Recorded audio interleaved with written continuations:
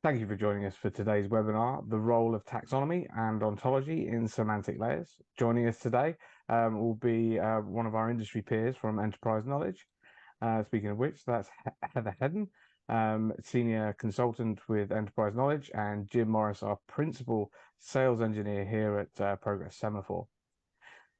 Heather has a whole host of experience. She's been a taxonomist for over 28 years in the corporate and consulting roles, instruction of taxonomy design and creation of workshops and courses, and an author of The Accidental Taxonomist, which is on its third edition now in 2022. She's led designs and developments of taxonomies and ontologies for various different cases for diverse clients. Jim Morris, Senior Principal Sales Engineer at Progress Semaphore, has been in the life sciences industry for 23 years prior to joining us as a systems librarian, enterprise taxonomist, content manager, and 9 years as an information scientist and solution architect with us here at Progress Semaphore. Today's agenda, we've got a full agenda today, so we'll be covering the essence and the purpose of taxonomies in data management, the advantages of using a semantic layer to leverage organizational taxonomies, common approaches to creating a semantic layer, and how Progress Semaphore can extend taxonomies into semantic layers. I'm sure you'll have questions, and if you do, please do take use of the side panel where you can ask questions to our speakers today. We normally get quite a few, so if we can't get through to your question today, we'll make sure to follow up with you after the session. So without further ado, I will hand you over to Heather. Heather, it's over to you. Thank you for the introduction. So I'm going to present on the role of taxonomy and ontology in the semantic layers, since taxonomy and ontology are my areas of expertise. I've already been introduced, but let me introduce Enterprise Knowledge very briefly. It's a specialized consulting company in the area of knowledge management, information management, data management, with content management also coming in, taxonomies and ontologies, established in 2013. So not old, not new. We've got a lot of expert consultants and have received many awards over the years.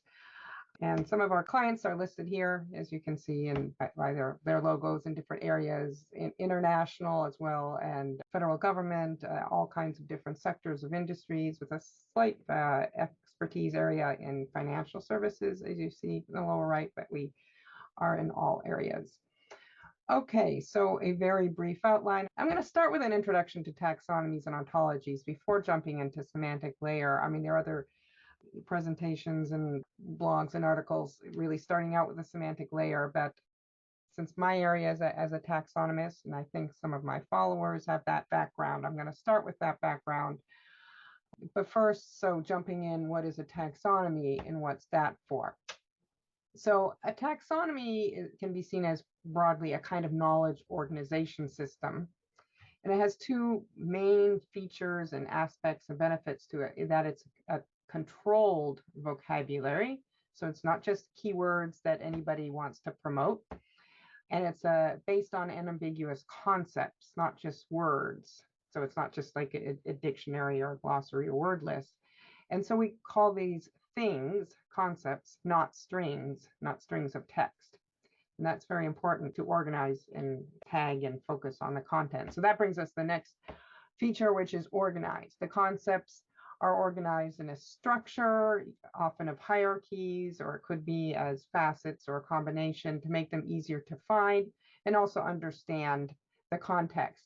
Now, this screenshot is from Progress Semaphore, a tool to manage taxonomies and ontologies and more.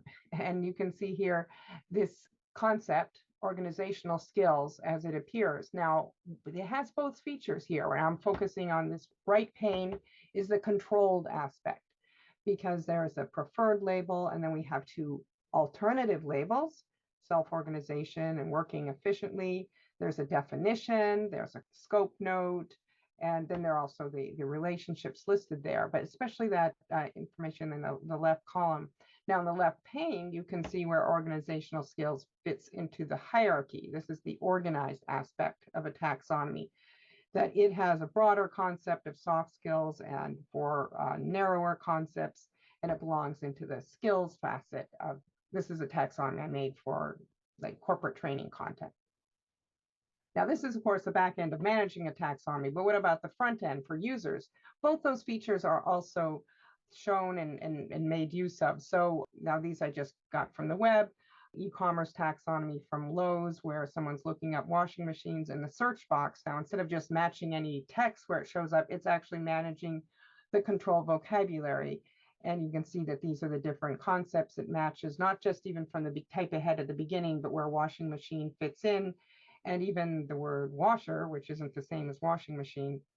And then on the right, a taxonomy from Ed2Go. It's a website of online courses that you can see the course topics. There's a hierarchy. Now, this is the organized. In fact, we have different methods of organized. There's organized by course type, organized by course topic. These are different facets, and then a hierarchy of topics. So business is expanded out to the next level of business topics.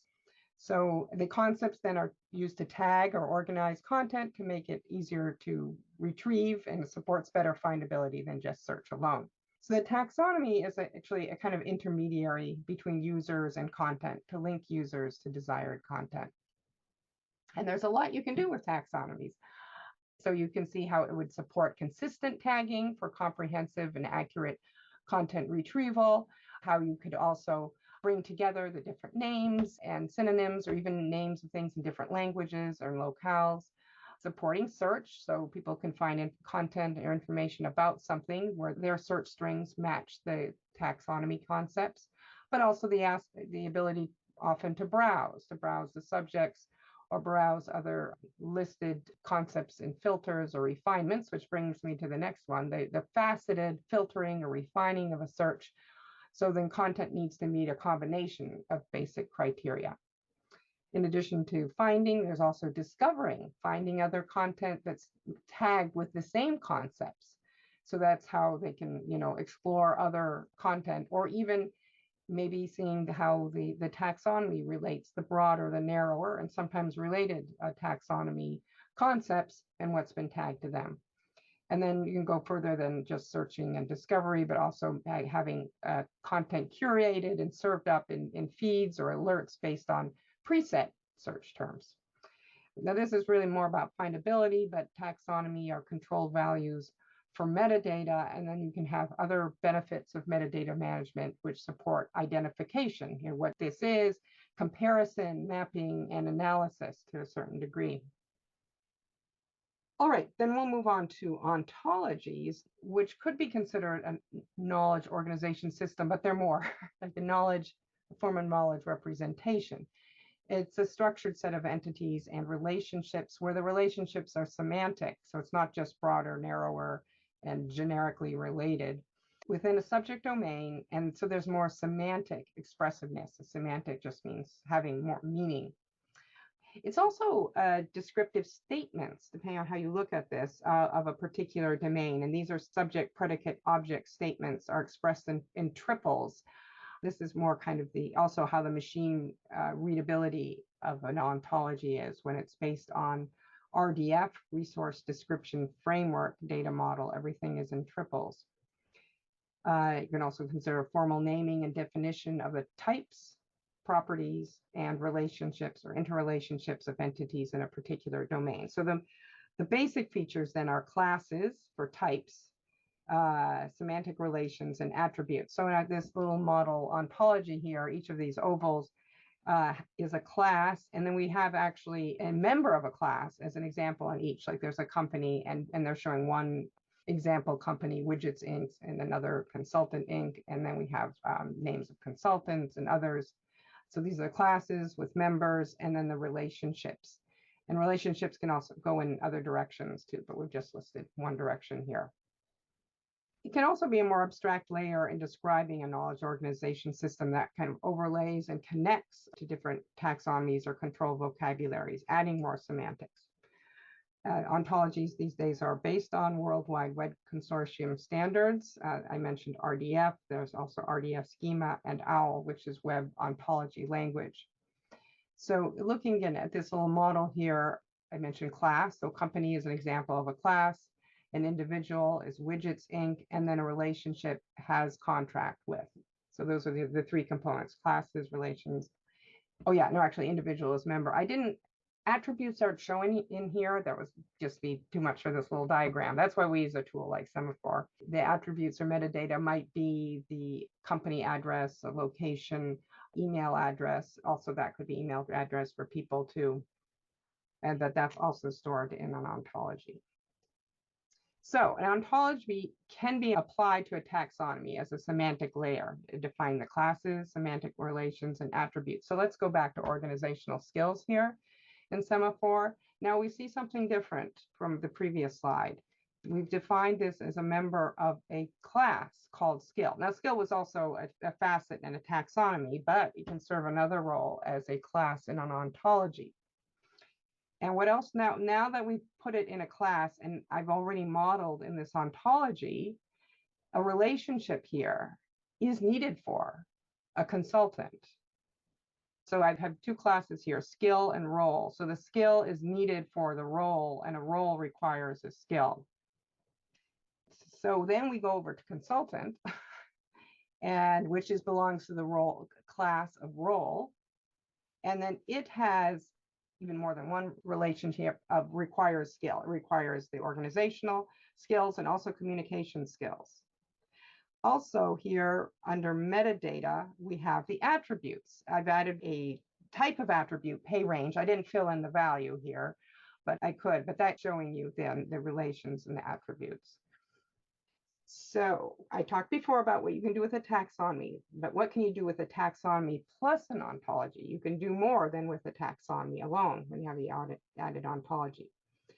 Yeah, of course, you can model these complex interrelationships, but sometimes even just the modeling itself is useful. And in some business use cases, this is particularly important, like product approval or supply chain processes to connect, and then also connect to the content. Now, taxonomy helps with search, but an ontology can help with more complex multi-part searches. For example, if I wanted to find contacts in a specific location who are employed by companies that belong to certain industries, that's just complex, just with a simple find. That's where the ontology makes these connections. Or searching on more specific criteria that vary based on the category, which is then based on the class. So it's another way to use those classes. Or just exploring the explicit relationships between concepts, not just the broader, narrower, and related, or visualizing concepts and semantic relationships. So Semaphore and some other tools that deal with ontologies will present visualizations of those, those bubbles and lines. Performing reasoning and inferencing across data. If you follow OWL correctly, then that can be done too, because there are classes and subclasses, and they're members of a subclass and belong to a class, and if they have relationships are inherited and all that. Searching across data sets and not just searching for content. This is quite interesting because taxonomy is basically, it's tagged to find content. I want to find pages, I want to find documents, I want to find images. But if you want to find data, that's where the ontology comes in, because especially with those metadata and the attributes, it's really more focused on the data, but then bringing it together. And just connecting across siloed content and data repositories across the enterprise, because the ontology links. And so that's what I want to focus on, the little arrow there. So what is an ontology for? Because I've already talked about what a taxonomy can do. Going further more now into the applications of using an ontology. So more advanced semantic search, business analytics tools, and more analysis, insight engines, recommendation systems, intelligent chatbots, natural language question answering, and there are some applications that could connect, or you can also custom develop these applications. So an ontology then can link across multiple taxonomies and other control vocabularies, connecting them and then feeding up to applications. So this brings us to the semantic layer, this connectedness. So a taxonomy or ontology is more useful if not siloed within a single application. And connecting them together connects across these siloed content and data repositories across the enterprise. And this is a semantic layer approach, and an architecture is the way to go with this. So the problems are, yeah, data silos, heterogeneous, different kinds of data sources, and a mix of structured and unstructured data. Same thing, having different names and the same, different localized meanings of things. And this causes inefficiencies, missed opportunities, poor decisions. And solutions include, sharing the content and data, having these semantic links in more unified vocabulary, connected vocabulary, and a unified applications as well. And this is what the semantic layer helps provide. And you get various benefits. I'll just say generally enterprise intelligence. Okay, to explain what the issue is really with the silos and so forth, if we think what's typical in an organization is these different applications. And it's great that taxonomy and metadata has become much more common than it used to be like 20 years ago. So you find it in many different applications. Let's go from left to right, like an enterprise CMS, content management system. It supports a taxonomy and metadata management within that system for the content that's in the content management system.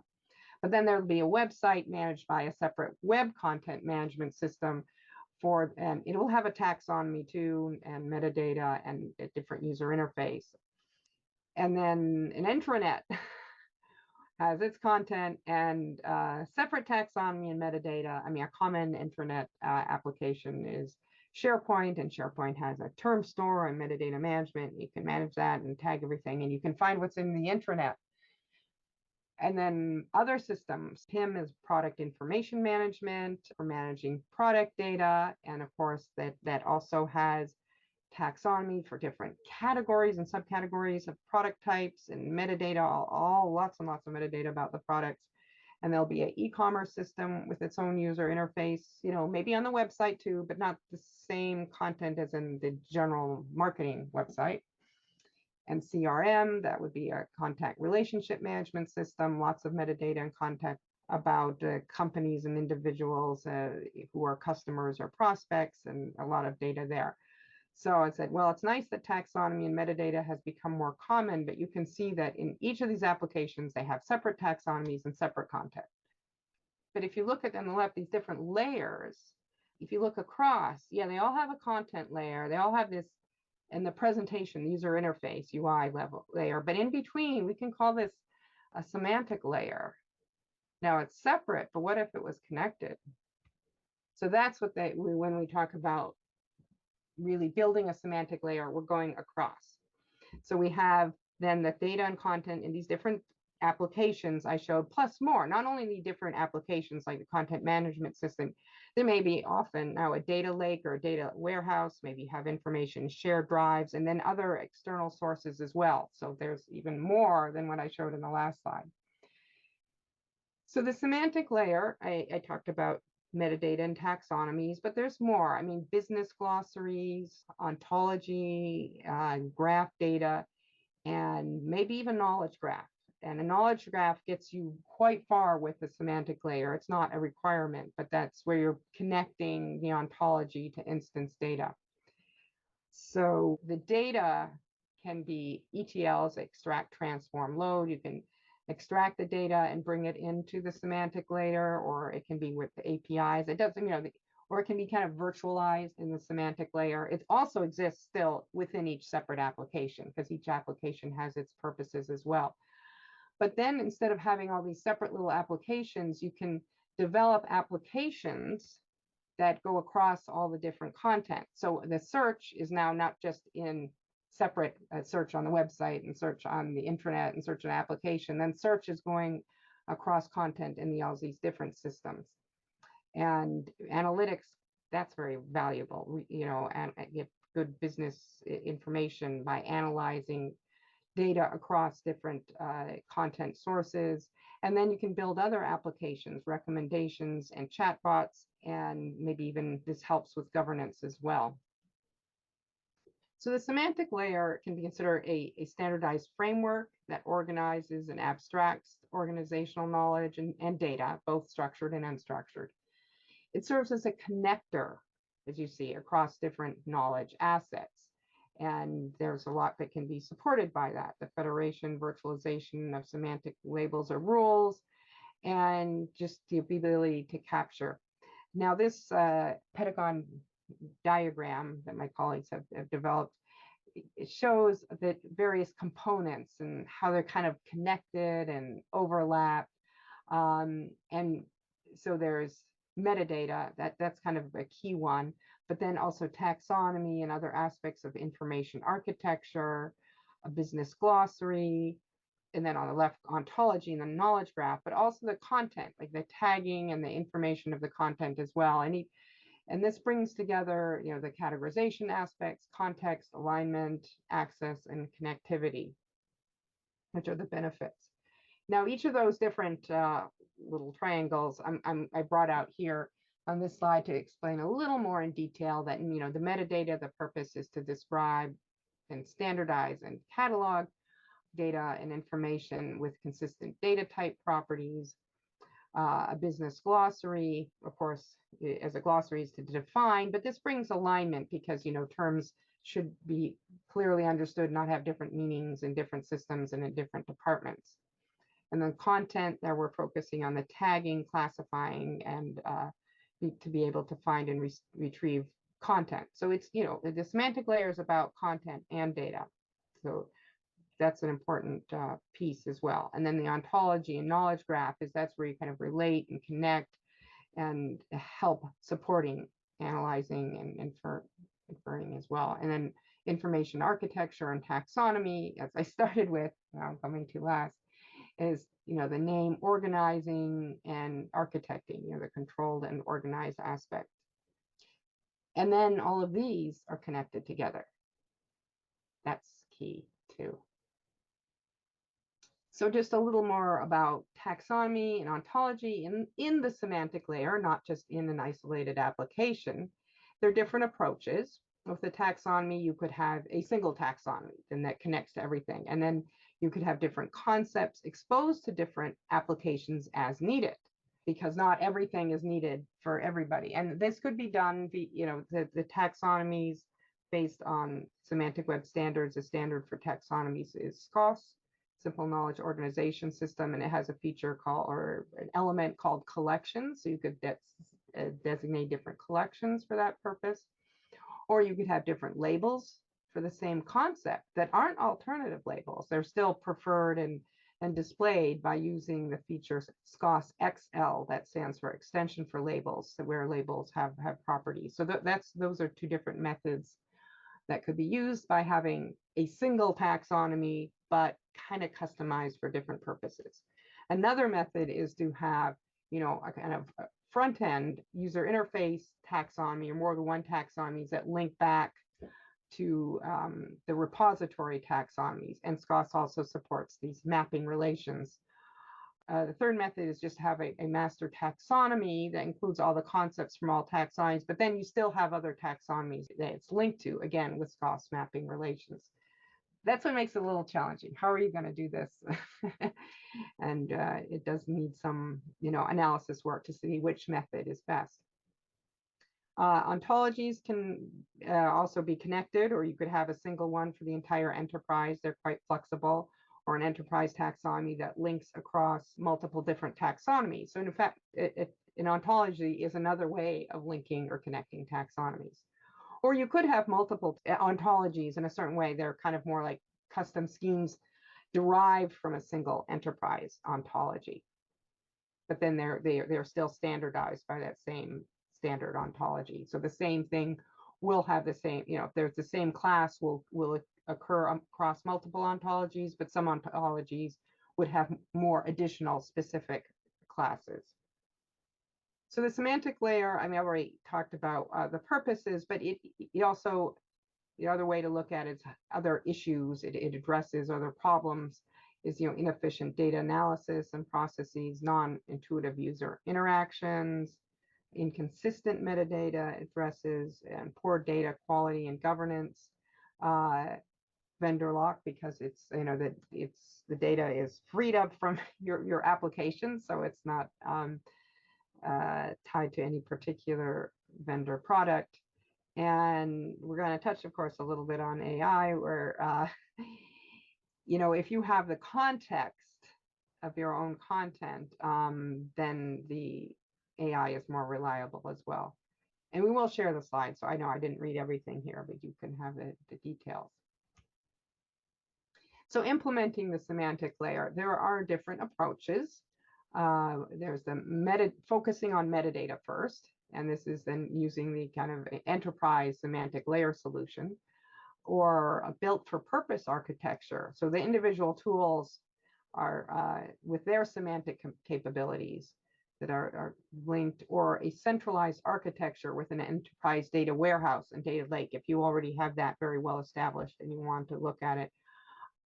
What I'm focusing on, though, here, and we are with Semaphore, is the metadata first logical architecture, because it uses an enterprise semantic layer solution and creating a logical layer that abstracts the underlying data sources rather than focusing that as the central. So it is pretty much what I've shown in the previous slide diagram, and this is the most common approach for a semantic layer.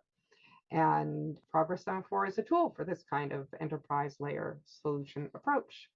So that's a good way to segue. I'm going to be, just before I sign off on my section and you want to learn more about semantic layer, we have a number of blog posts, white papers, presentations, or webinar recordings on the Enterprise Knowledge website and our knowledge base. These are linked, but if you want to just explore more, go to enterpriseknowledge.com/knowledge base. You can find them in menu, and you'll find a lot more too. So I'm going to stop here and let Jim carry on. Okay, thanks, Heather. That was really great, and I would definitely second that encouragement to go to the EK site, the Enterprise Knowledge site, and look at more of those webinars that you're doing on the semantic layer. Really excellent, and I've learned a lot, certainly going through those as they've been offering them. And one of the things I really like about Enterprise Knowledge's philosophy and how it really aligns with the Progress Semaphore philosophy is really the importance of the business element, the people element in a semantic layer. A semantic layer is, it's not specifically a technical solution. It's a business framework that includes technology. It includes, lots of different technology, but it's really the people that make the difference. And that's a core philosophy of Semaphore as well.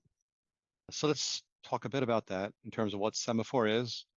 Semaphore is a product of Progress software, and it does three things, and they all three relate and support to what Heather was just presenting in terms of a semantic layer. And that's what we're going to walk through and describe and see a demo for. First of all, we're a modeling tool. So what do we mean by modeling? Well, we mean modeling any knowledge related model. So that includes any modeling, any concepts. And these can be in terms of a glossary for alignment across the business. It could be a taxonomy for structuring that in those concepts and connecting them to other concepts, which leads to creating more ontologies, where you might have these glossaries and connect them into other things like other data catalog type structures, or anything else that might be related in the business. You have this, you're building this network or graph of different things that relate to each other. So we're going to see some examples of that. And so the modeling component is kind of the heart of Semaphore. Everything Semaphore does is driven by the modeling tool. So the two things that are driven by the modeling tool are our classification service, which is a NLP engine that is informed by the semantic or knowledge model. So we use the models to develop a specific text analysis or tagging or extraction rules that are very clear, they're very traceable, explainable, transparent rules that are used to look at content, whether that's text or fields, any type of text, whether it's long text, short text, and make decisions about it. What is this? What is this document about? What key facts does it contain that I need to extract? Does it have a regulatory impact that needs to be flagged? In order to use your data effectively, in a semantic layer, when you're going across all of your data, you need to know all these types of things about it. Who's responsible for it? What regulations does it cover? What is it about generally? So these are all very important. And that's what that engine does. The other part that's driven by the modeling tool is we call it our integration component or semantic enhancement component. And that's really about making use of these models downstream in other systems. There are a lot of modeling tools out there, and they might be, specific to various tools, data catalog tools, whatever, but they're intended to be used in that tool. Semaphore models are intended to be used downstream. That's what this integration component is about. So when you're talking about business glossaries and you're trying to get people to agree on definitions and terminology and what things mean, you have to get it in front of the people that understand those terms. It doesn't help to have them just modeled by a data scientist in a back room somewhere. It's got to be modeled and understood by the business people. So that's the idea behind Semaphore, 3 components, and we're going to walk through each of these in the demonstration. Now, a little bit about how these, in more detail, they connect to the concept of a semantic layer. If we think about an enterprise architecture, we have users, we have at the top, managers, decision makers, business partners, end users that all need access to information. Well, where's the information? It's all the way down in the bottom in specific services, specific business systems. So that might be from a third party, they might be home built. It may be both structured data and unstructured data. And one of the themes of a lot of Semaphore webinars is about how important unstructured data is to a business and how underutilized it is. So that's certainly a focus of what Semaphore does. But in between the systems and the users, often you just have this kind of green system application layer, like where you have your tableaus and you have your other systems, website portals, et cetera, that are trying to get access to the structured data. And often that can be a very complicated network of bespoke connections. And what's missing, and the whole theme of the semantic layer is, it's about what the information actually is, what it means, and that's how you get to it, that it's all stored in different systems. You have to understand more about the data, not just where it is, and whether it's a string or a number, or some very basic metadata about that information. You need to understand the business concepts that are used or presented in that data, and how they relate to other business concepts that might be in a completely different system. And what are the restrictions? Who can get access to these? Well, how is it protected? How, what is it that makes the different data points combine? How are the terminologies used that are different? In one system it's SSN, and in other systems it's Social Security, and in other systems it's referred to some other way. The semantic layer is responsible for managing all of that, and that's the key factor of Semaphore. Is it's all about managing those controlled or managed metadata things like taxonomies, ontologies, data catalog elements, and relating them to each other so you can make sense of them. And providing the APIs and so forth that make access to the data very open. So let's quickly go into a couple quick demonstrations of Semaphore. We're going to cover all these topics as efficiently as we can. When we talk about business glossaries, taxonomies, ontologies, I'm going to consider them all kind of knowledge models in effect. So we're going to be looking at those in one kind of theme. And then we'll move into this idea of metadata creation. Your content isn't valuable unless it has the metadata to describe it and be found and managed effectively. And you may have data that's hidden inside of documents that needs to be extracted, and that actually is the connecting point that makes your graph work effectively. So let's quick go over to Semaphore. I'm going to bring a window over here. So this is Progress Semaphore. This is the version 5.8, which just came out a few months ago. You can see we keep reiterating those 3 components, the modeling, classification, integration. We'll look at each of them, but let's quickly go into the modeling tool so I can show you what we mean here.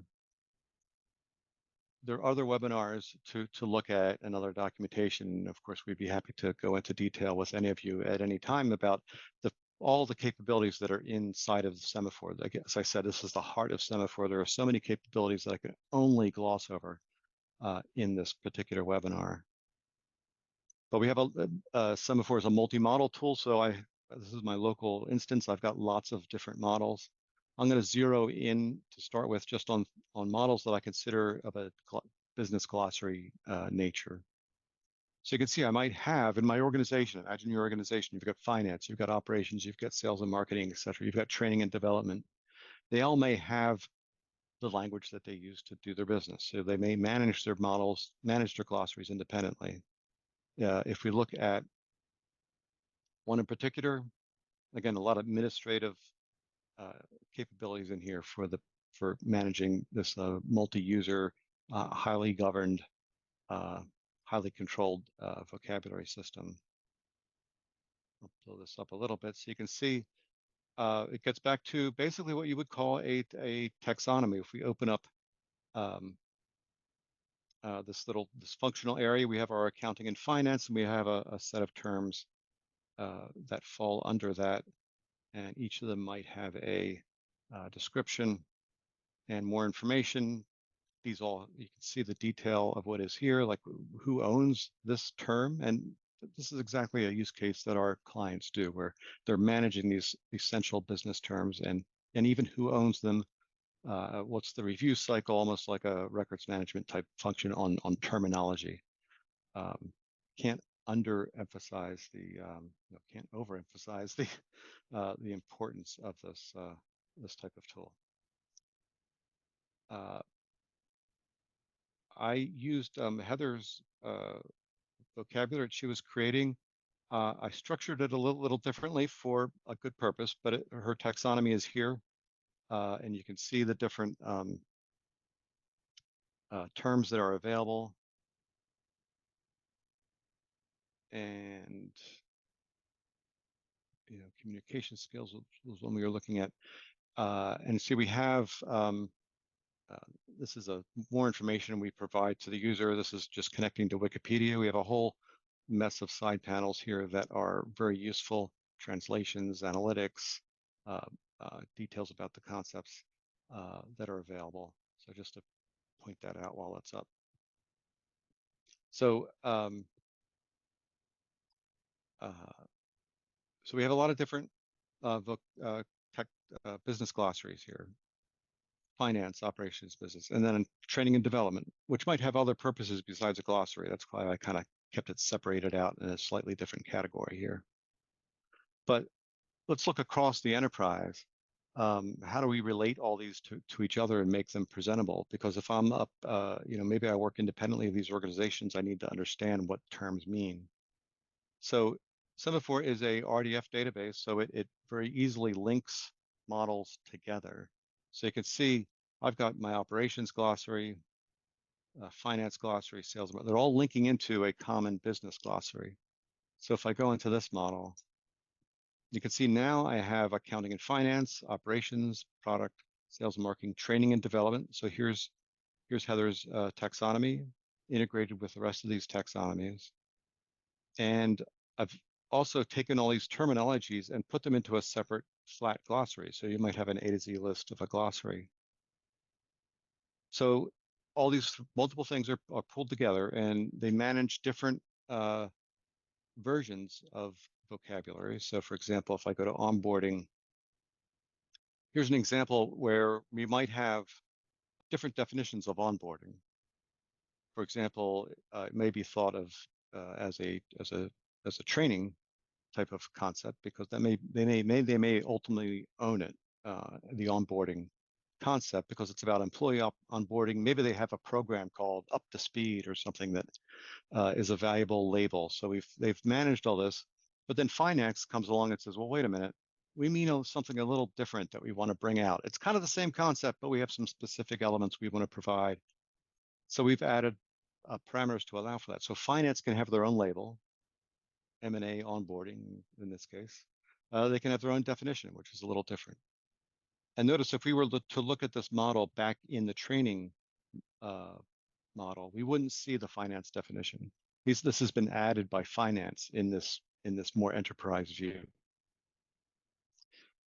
And Semaphore, as I said, one of the key points of Semaphore is to put all this information downstream. So if we look at our integration components, we have a set of sample widgets here that you could put anywhere in your into your business. If you needed to put a quick browsing view of the terminology that's in this, you can do that there. You can search for things quickly, and you can even have an A to Z list. So when I think of a glossary, I often think of an A to Z list. So all the terms are available in this type of navigation. But on top of that, I want to show you an interface that brings all these together. And let me just bring this here and go to our business glossary. And now all this information is here as well. So I could search for onboarding concept. So I could search for it by any of the labels is the point. So I might have, so I can search on the finance label or any of the other labels that might be associated with this, this particular vocabulary. And then I can look around to other terminology and see all the information that's about it there. And so, yeah, so we're searching all across the aggregated vocabularies and being able to see information presented in different ways. Complete with their definitions or any pictures and all the information about who owns them and how things are related to each other. All that is presented here. Really easy to, I'm not ultra technical, and this is, I always put this in my local version of Semaphore because it's the fastest way to understand a model and how things are connected. So let's take it to the next level in terms of using a taxonomy in wider contexts. So maybe thinking of it in terms of an ontology. So let's go back to Semaphore. Let me bring this up over here. And we're going to look at a slightly different concept of a data catalog. And when we talk about data catalog, we talk about a semantic data catalog. So here I have a bunch of models that are related to that. And you can see I've got my glossaries, but I also have some other things like a physical model, some definitions, some information about data governance, so regulation information. And I've brought that all into one model. So if we actually looked at the linking scheme for this, we can see in the semantic data catalog, we're pulling in the data governance physical model, some definitions link into that logical model, and then some of those same models are used in other contexts, which we may get to. So if we go into the semantic data catalog, we're going to see a lot of information here. And we have our actors, which may be people that own systems. If I search for something like Salesforce, that's a system that's in this data catalog. And I can see a lot of information about it in terms of who's contributing to it, what it's integrated with, etc. I can look at this visually here inside of the editing tool as well. But maybe, like I said before, in terms of a semantic layer, how do we integrate the information about the systems, even down to what fields they might have, if we want to actually maintain schema like we did with this Northwind database, where we have specific tables represented? Maybe we need to get to that level of detail. But thinking in terms of that system level, how do we categorize this information? Well, there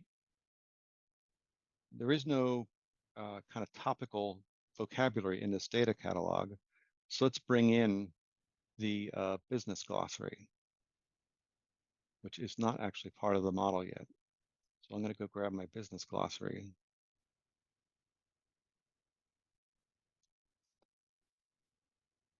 Now I've got my whole glossary in here as well.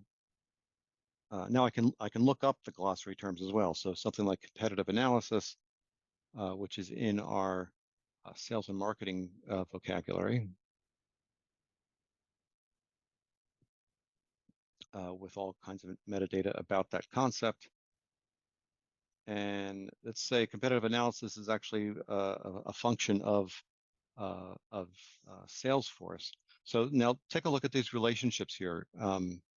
This is all managed in the kind of the ontological layer of Semaphore, where you're actually controlling what the classes of things, like Heather talked about roles and skills as different classes. Here we've labeled this concept a glossary term, And we've said that glossary terms can be used as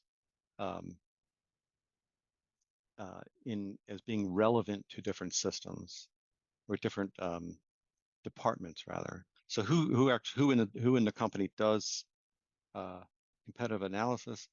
Well, let's say it's the sales group, so we can make that relationship. And let's say it's competitive analysis type data is stored in Salesforce. So now we've made that relationship between the glossary, terminology that business people understand and use and manage, with the actual systems and actors that are involved in your data catalog.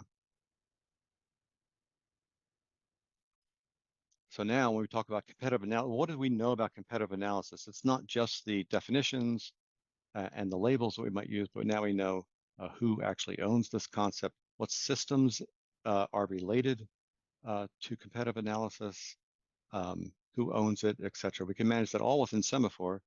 And then using these same types of visualization tools, like the one we were looking at before, we can just throw this out into the world for people to look at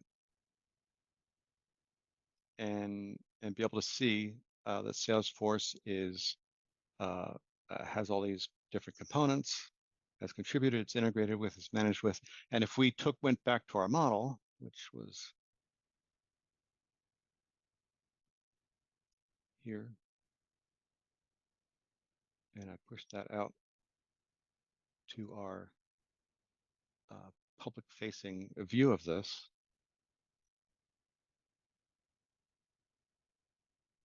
and I refresh this,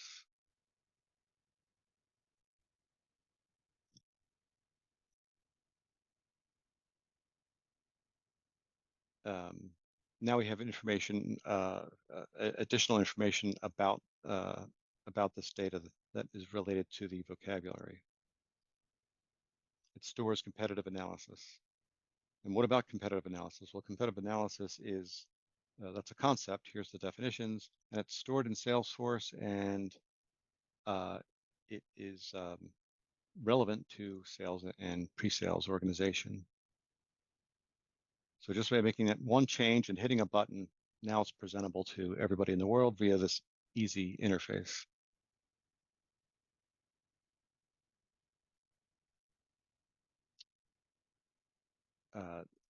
The other information about Salesforce that might be important is how it is related to regulations. So if we look at the data catalog again, we could add something. We have some compliance regimes in here. So if we wanted to, we could actually make a connection between something like Salesforce and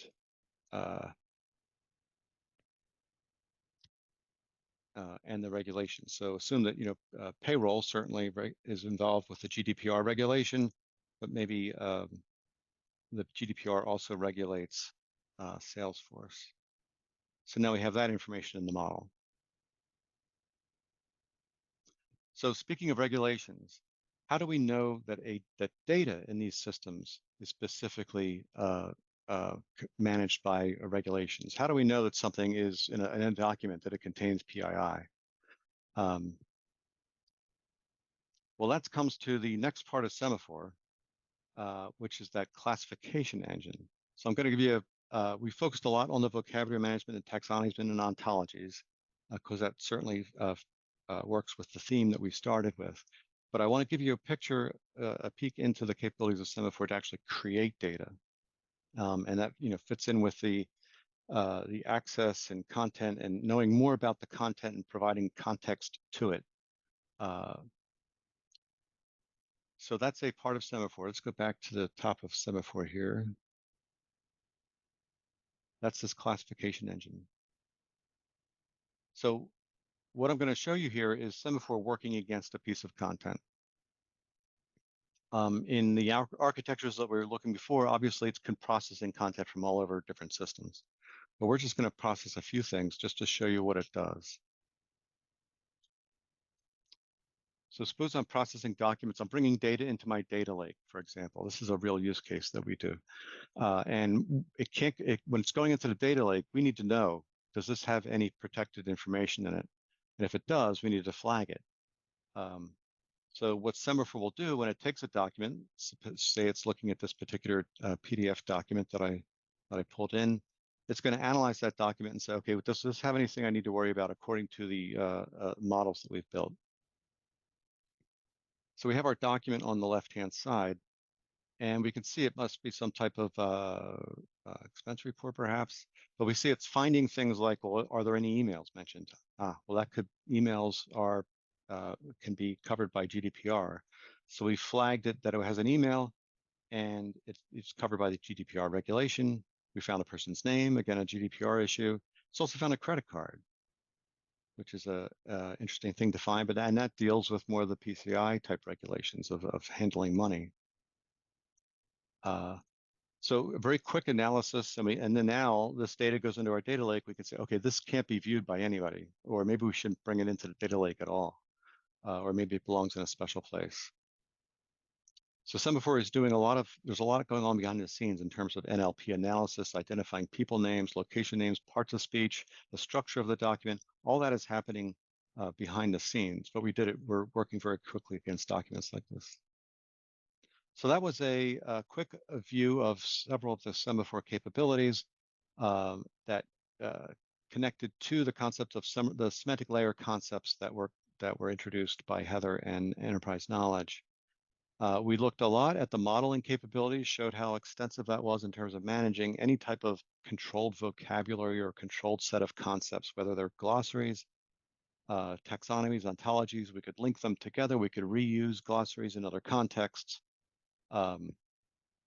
And we can make use of those models in different ways downstream by using our integration component, where we saw some very easy lookup tools and search capabilities to be able to understand the terminology, and the relationship of terminology to other concepts in your semantic layer can all be handled with that Semaphore tool. And then lastly, we looked at how our classification engine and our NLP engine are used to actually create new metadata, new intelligent or agile metadata that is driven by business need and is pulled out of data that may not be formatted in a way that is easily consumed by other systems. We can actually create the data from those documents so that it can feed into a more of a knowledge graph situation where we're able to query specific data across different systems using graph technology, and best of all, connecting it back to things like business glossaries and taxonomies that give you the context for how your information can be better utilized and managed. So with that, thank you, and let's move on to any questions that might be out there.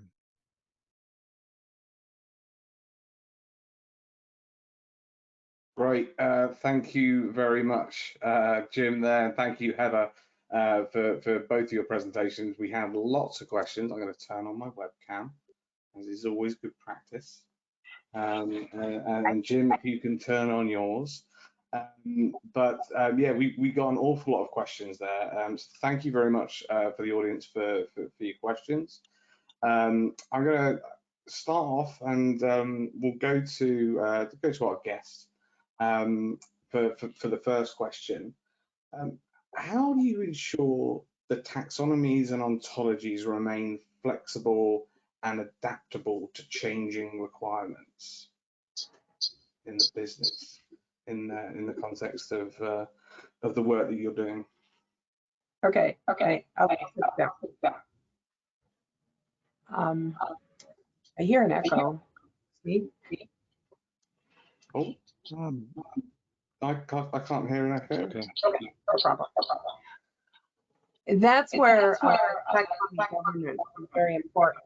To have a plan on how and when and who is responsible for updating and maintaining a taxonomy, because it goes to change over time. It's supposed to reflect the change and the evolution and addition of new concepts. I think there might be a bit of an echo. I think you're dropping out on the words there. It might be to turn down your speaker. I think probably the best way. It might be your microphone is picking up too much noise. Huh, yeah, because we can't see it.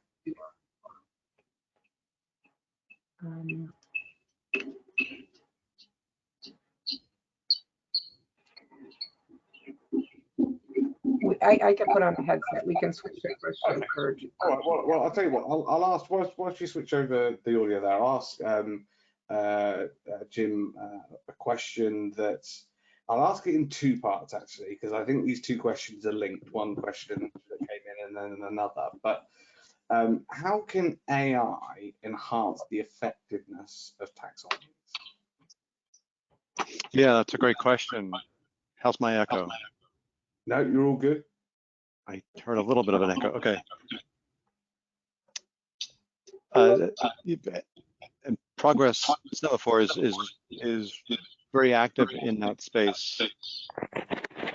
I'm getting the echo as well, and I've got the headset on.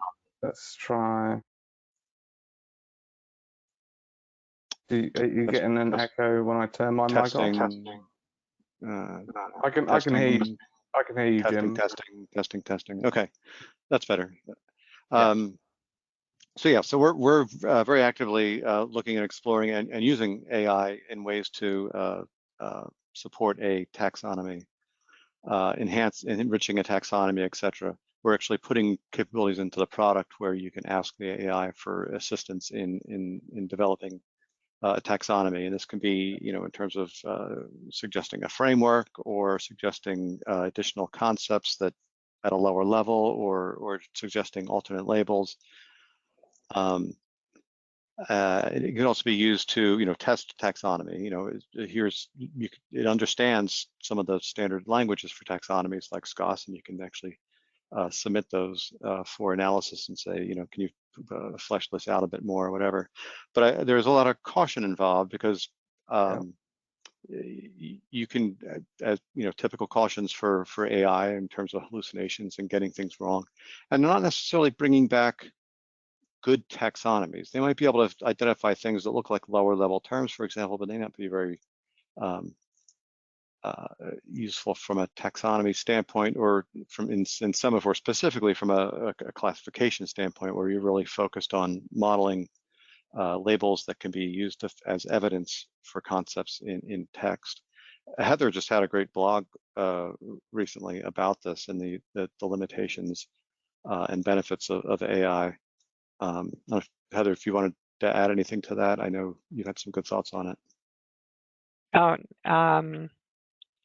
no, actually, it was just, I think we have a lot of other questions to go through, so I'll Sorry, that's all right. You can read the blog. No worries at all. Yeah. Heather, I'll go back to the first question then. So, so how do you ensure that the taxonomies and ontologies remain flexible and adaptable to changing requirements? Oh, you've muted for some reason. Oh. There we go. No, I'm not muted. Okay, that's fine. We can hear you now. We can hear you now. You can hear me. Okay. Yeah. Yeah, have a governance plan, as I said, and policies and for how new concepts can be suggested and approved, and this should be encouraged for those who are involved in tagging, but also proactively review new content to update it, and have roles and responsibilities. I mean, this is all part of a governance plan. In fact, I've given presentations all about taxonomy governance. But how the taxonomy, the important thing is that you have concepts that have IDs, and so it's not just the name, because you can then change the name of the concept, but it's still linked to what was tagged before and in the future. That ensures the consistency. And so, using a tool like Semaphore, which where the concepts all have IDs and not just it's not just a concept. So when you're working within a certain system, sometimes it doesn't support that. Yeah. And how can we ensure the accuracy of a quality of our taxonomy before we integrate it into the semantic layer? Okay. The taxonomy can be, when it's tested or evaluated by different methods. And some could be focusing on test tagging or test retrieval. And that's actually something that enterprise knowledge does. We run those types of exercises with our clients, whether it's a new taxonomy or one that's been in place and you want to see if it's still in good quality. Yeah, that's kind of the short answer. Well, look, we're coming up to the hour. If you don't mind, we'll carry on with a couple more questions, just because we've had so many. If you need to drop, this will be available on demand, and we'll make sure to send out links to all that have attended. But I guess this goes to Jim and Heather, which is kind of how do you overcome the compatibility issues with different taxonomies? Yeah, I can start with that. And as said earlier, I spent a lot of time in the life sciences area, and where there's a lot of ontologies and taxonomies that exist that are being that are frequently reused within the enterprise, and yeah, they can have differences between them, not just between the taxonomies themselves, but also with business taxonomies. So, and I'm thinking three things. One, a lot of those public taxonomies have crosswalks in them, so you can actually make use of them if they're already there. Don't reinvent the wheel. Some people put a lot of thought into that for public taxonomies. It's a tricky area. But then also, Semaphore has mapping tools built into it that can be used to and it uses one of those integration components to actually look up concepts in other models and see if there's similarities. Yeah. And then remember that you don't have to harmonize every taxonomy in the world into one big taxonomy. Especially if they're public, keep them separately and just make associations to them. So my concept of this is similar to this concept over here. And then when you're using the taxonomies downstream, something very powerful about Semaphore is we can look at those crosswalks and say, okay, now we can use all of the synonyms in all my models, for example, to find evidence for concepts in text. Yeah.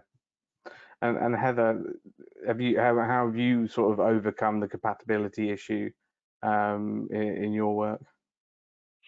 Well, there are different levels of compatibility. One is just, the systems, having them in different data models, but that's becoming less of an issue since the W3C World Wide Web Consortium semantic web standards have become more and more common, and I know Semaphore models on it, and so does its competitors. So then a taxonomy and ontology created somewhere else can then still be imported and read in your system. But then the other question is having more than one taxonomy, even if they're in the same system, but you're giving a similar concept a different name or whatever. So there is this feature about linking taxonomies, and I spoke to it very quickly, like just with one line about, but the SCOS data model about they're actually linking properties where you can link to different taxonomies. And I was actually kind of just typing something and answering somebody in the chat.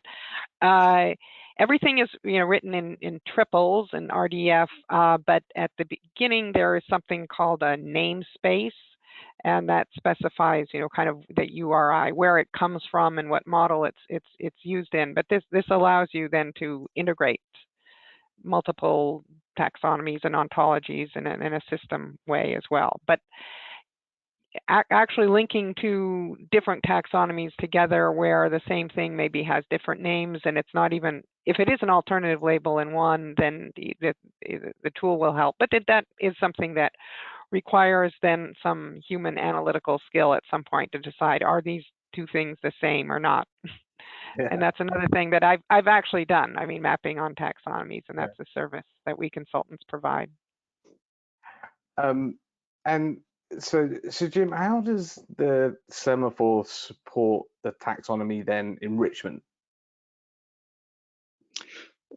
Semaphore is very focused on that. I mean, we have a lot of tools built into Semaphore. We saw just a peek at one in there where we were looking at Wikipedia, but we also have a machine-generated suggestions for synonyms. I mentioned we're going to release a tool that specifically uses Gen AI for enrichment. We also are very much about socializing the ontology. So get people directly involved in making sure that it stays relevant to the business. We saw some of the easy to use tools for that. We have a whole governance workflow around that supports it.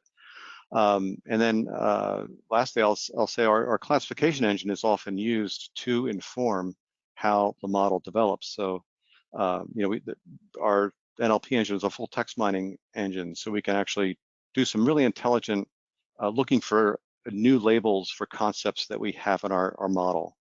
So actually, and that's the key to good classification, is making sure that your model reflects your content. So continually generating that feedback between the Semaphore tagging process and the content itself, and having that come back into the model as opportunities for enrichment, new labels, new concepts. Yeah, I mean, yeah, definitely the UI for Semaphore, I definitely think lowers that barrier to entry for the subject matter and business experts who want to kind of influence that. So yeah, really useful. And Heather, how does enterprise knowledge help to provide that semantic layer solution then? Yeah, glad you asked.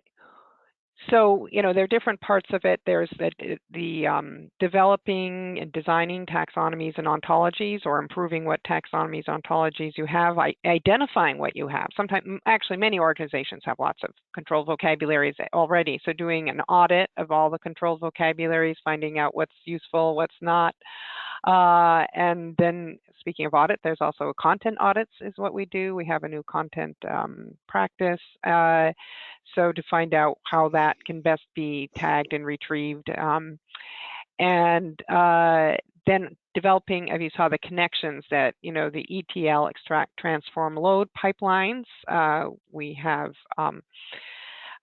solutions, we have engineers who do that, and even developing simple front-end applications. We have developers who can do that as well, because I mentioned, we have a single search across everything as well. So really many of the components. Yeah, no. We've got a lot more questions, and I don't think we could go on for 2 hours. We would love to, but we want to kind of respect your time. I want to respect Heather's time as well. So thank you very much for all the questions that you sent in today. If we haven't got to your questions, don't worry, we absolutely will do. Either you'll have had them in the chat, or we will reach out to you directly to make sure you get the answers to those questions. A copy of this presentation will be available on demand, so that's not a problem. I'm just gonna briefly share. There we go. Here's Heather and Jim's details. If you want to reach out to them directly with your questions or queries, or if you've got a project you think that they might be able to help you with, then please do reach out. I want to thank both of our speakers today, Heather and Jim. Thank you for your time. Thank you for creating those presentations. It was really good to see. If you want to join us in the future, we've got a Semaphore event coming up in the middle of May, which will be our next community Semaphore community event, which will hopefully cover some of that Gen AI side panel discussion that Jim was talking about. So thank you very much for joining us today, and we hope to see you again soon. Okay. Thank you. Thanks for hosting. Yes. Bye. Bye.